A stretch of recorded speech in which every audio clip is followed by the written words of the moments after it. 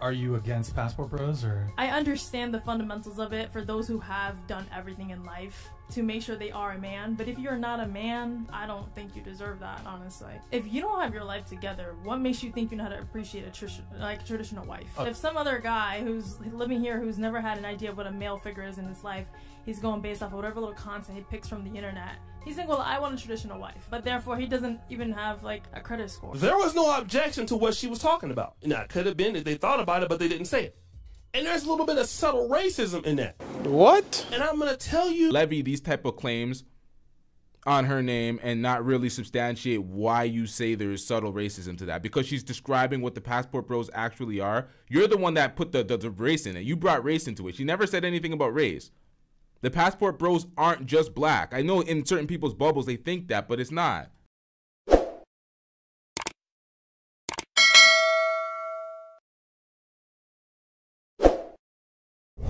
There's another segment we got to react to. I think Oshay bricked on 2 videos today, and I give Oshay a lot of grace when I disagree with his opinions, because the man publishes so many videos per day. He has multiple podcasts.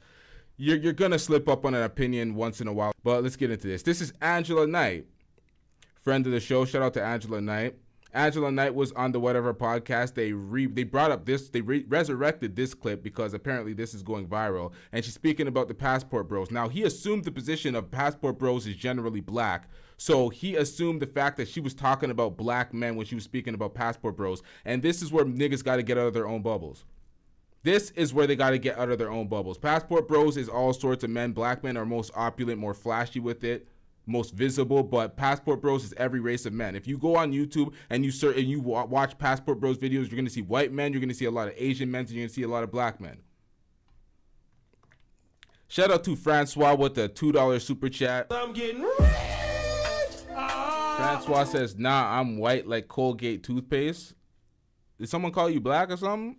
I'm lost. Let's get it. This clip here from this podcast is very interesting.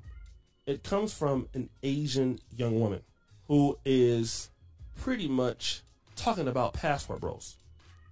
Now, what I'd like to do is I'd like to play this clip early on, and then we're going to come back.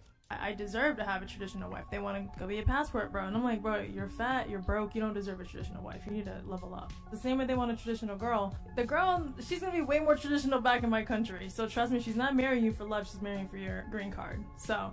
Are you against passport bros, or? I understand the fundamentals of it for those who have done everything in life to make sure they are a man, but if you're not a man, I don't think you deserve that, honestly. If you don't have your life together, what makes you think you know how to appreciate a traditional wife? If some other guy who's living here who's never had an idea of what a male figure is in his life, he's going based off of whatever little content he picks from the internet, he's saying, well, I want a traditional wife, but therefore he doesn't even have like a credit score. He doesn't even have like his life in check. He's still driving the hoopty from high school. But you want a traditional girl, like what happens when you bring that girl over here? You're gonna basically make her a Western woman, and she's gonna realize like this guy really doesn't have his shit together. Now she's gonna cheat on you. Because you've heard, you gotta be a top percenter if you really want a traditional stay at home, take care of everything. If you're gonna basically just if you're gonna make her a dependent, you got to be in that top percentile. You're not these average passport bros that think they've worked on themselves when they're fat, out of shape and shit and dusty, going to these other countries. They think they got a little bit of bread because, oh, my money as an American, it takes me a lot further in your country. Meanwhile, they're just an average American earner. So if they brought them home, they're just a regular person. We're going to get into some of this shit.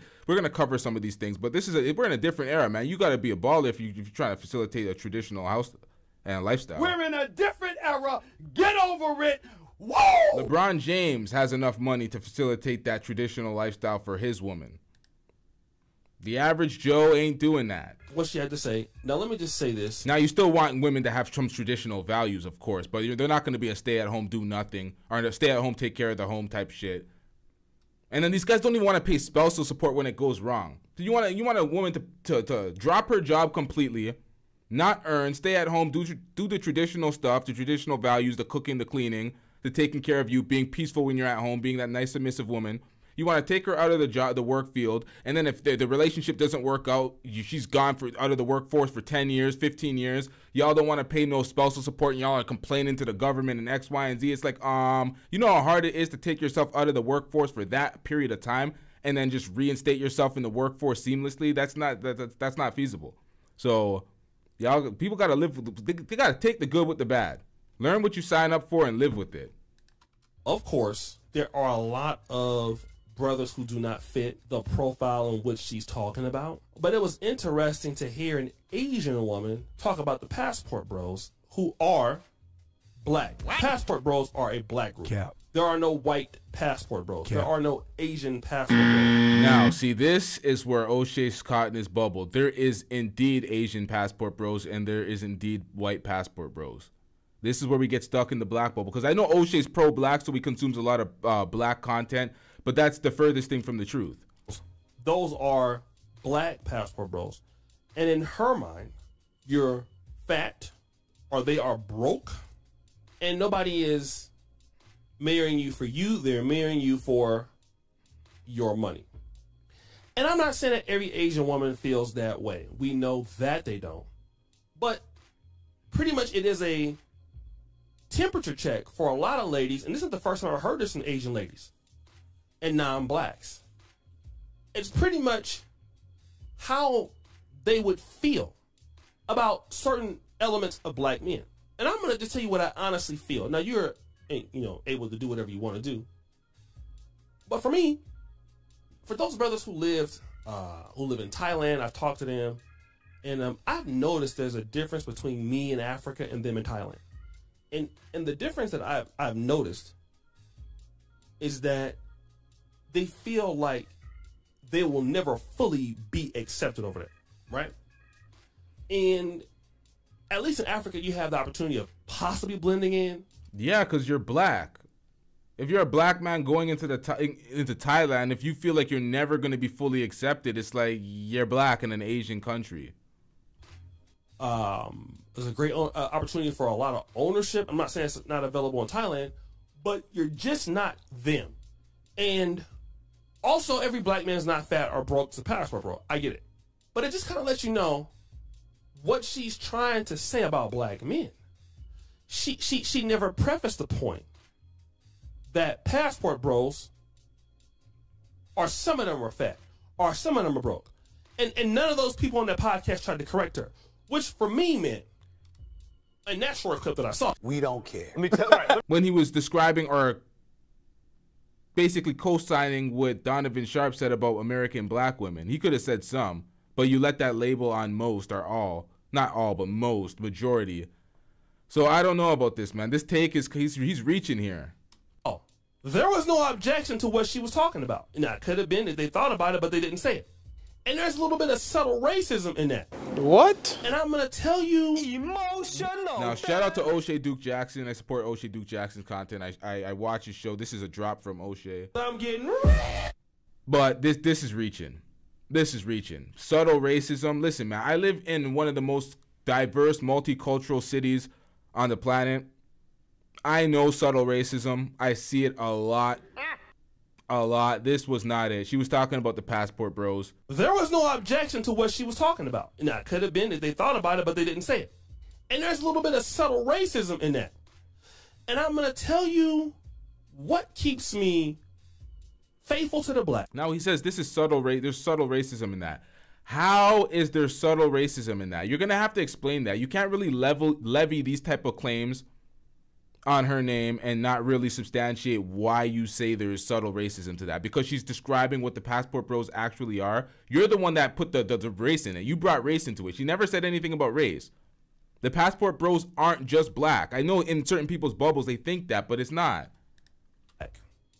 And working with black people, I've worked with black content creators. I've only worked with black content creators in this business. I'm never going to do anything different than that.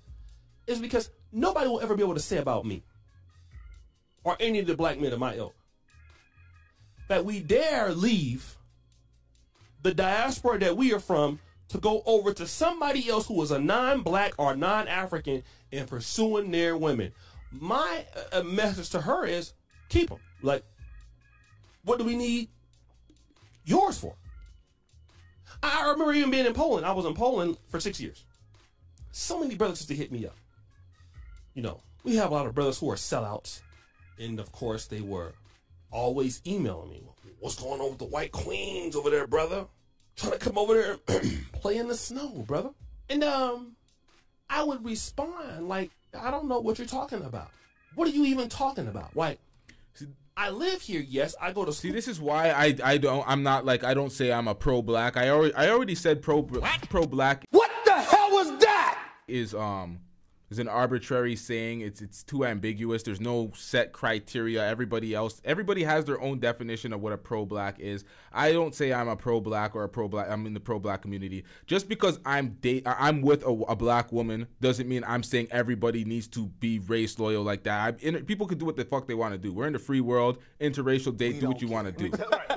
I'm here for black love. I'm with a black woman. I'm not saying everybody else needs to be with a black woman. Do what you want to do. Be one. Platform open to support black first, but at the end of the day, I'm not closing it off. If people want to come and support from other races, I'm not going to be like, oh, this is a black platform only. So, oh yes, but what is this playing in the snow? I don't play in no snow. I'm a pro-black. Some of the pro-blacks couldn't even believe it. Like, man, come on, man, you should at least knock at least one of these pro-blacks talking. You should at least get you some vanilla over there, brother. I'm like, nah, brother, hold on, man. Take this dashiki off, brother. One.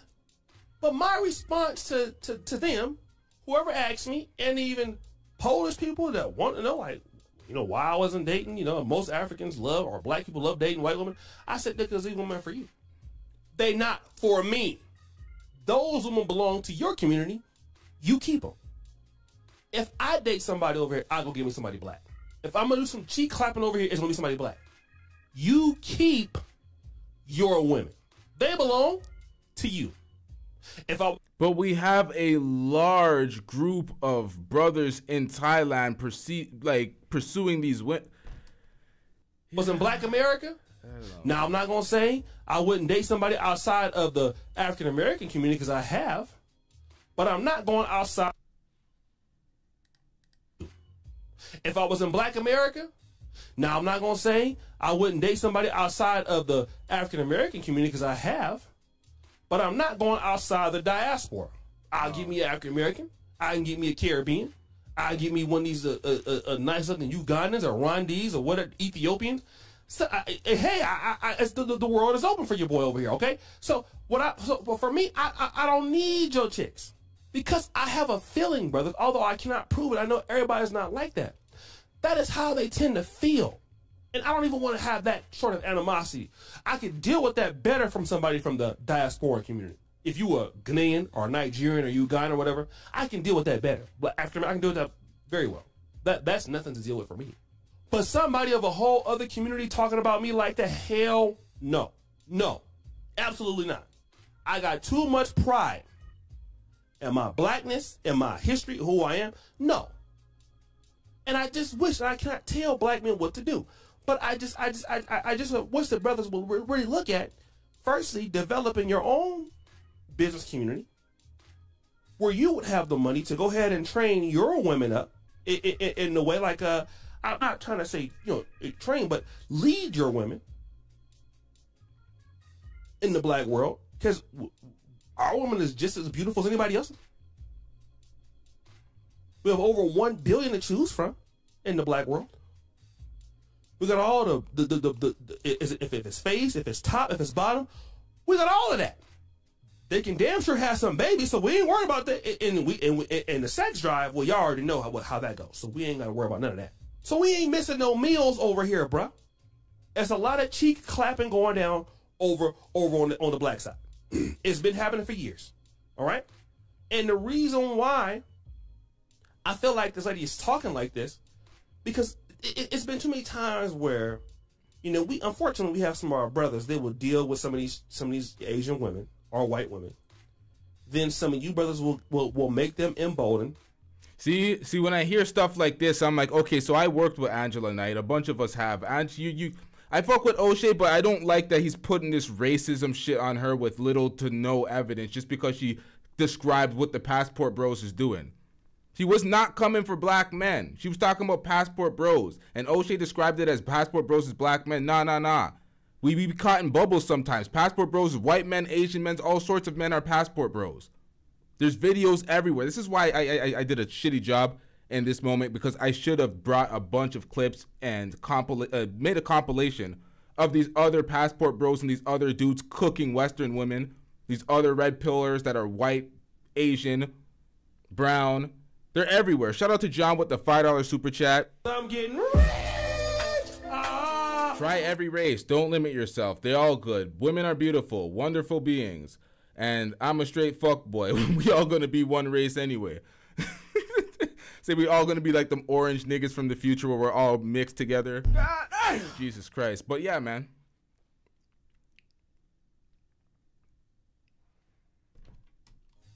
You going around telling them the issues outside of the community.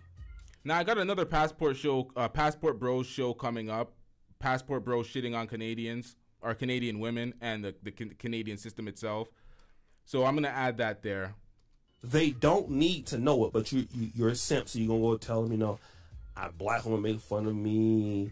I don't like black women. Courtney, who said O'Shea's on a grift? Someone said O'Shea's grifting. Oh, I see it now. Oh, geez.